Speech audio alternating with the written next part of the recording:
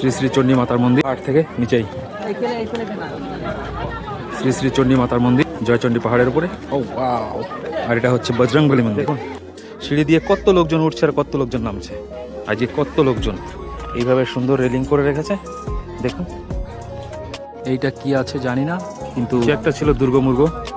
যাই হোক, দেখুন এই জায়গাটা কতটা সুন্দর, আর একটা দোকান খুবই ভালো।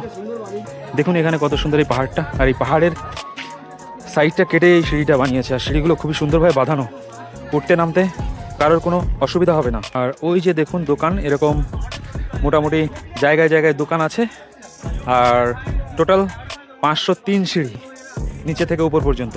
আমরা এখন নামছি। ওয়াও!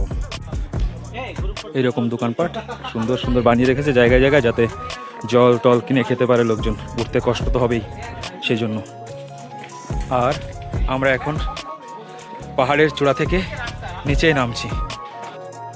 এই রকম বসার জায়গা বানিয়ে রেখেছে বিভিন্ন জায়গায়, যাতে লোকজন ওঠানামা করার সময় একটু জিরিয়ে বসে ওঠানামা করতে পারে। আর এখান থেকে দেখুন পাহাড়টা কতটা সুন্দর লাগছে, একদম অপূর্ব। এইখানে একজন পুজোর সামগ্রী বিক্রি করছে। ওপরে মায়ের পুজো দিতে যান যারা, তারা এরকম জায়গা থেকে কিনে নিয়েই যাতে পুজো দিতে পারেন। আর এখানে দেখুন পাহাড়ের গায়ে যে পাথরগুলো আছে কত বড় বড়, খুবই সুন্দর লাগছে একদম। আর পাহাড়টা পুরো গাছপালায় ভরা, চারিদিকটা পুরো জঙ্গলের মতো মানে একদম জঙ্গলই। এই পাহাড়ের আশেপাশে সত্যজিৎ রায় তার বিখ্যাত সিনেমা হীরক রাজার দেশে শ্যুট করেছিলেন কিছুটা অংশ। প্রায় নিচেই চলে এসেছি, আর লোকজন কিন্তু আজ প্রচুর উঠছে। শীতের সময় তো পর্যটনের অভাব হয় না এরকম জায়গায়। এখানে একটা খুব সুন্দর প্রচার করেছেন, বিজ্ঞপ্তি, খুবই ভালো কনসেপ্ট। এরকম দোকানপাট আছে। একদম একদম নিচেই চলে এসেছি।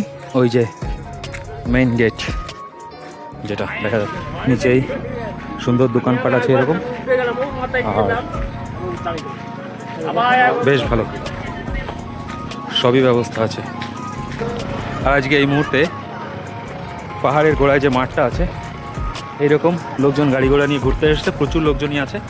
ওইটা হচ্ছে দেখা যাচ্ছে যেটা সত্যজিৎ মঞ্চ। দেখুন নিচটা থেকে কতটা ভালো লাগছে দেখতে।